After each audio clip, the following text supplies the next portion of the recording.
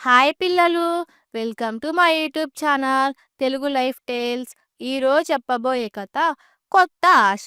ఒక చిన్న గ్రామంలో రాము అనే యువకుడు ఉండేవాడు.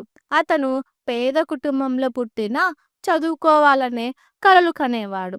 కానీ అతని తండ్రి అనారోగ్యంతో బాధపడుతూ కుటుంబం భారం మొత్తం రాము మీద పడింది. రోజు పొలంలో పని చేస్తూ రాత్రి చందమామ కాంతిలో పుస్తకాలు చదివేవాడు.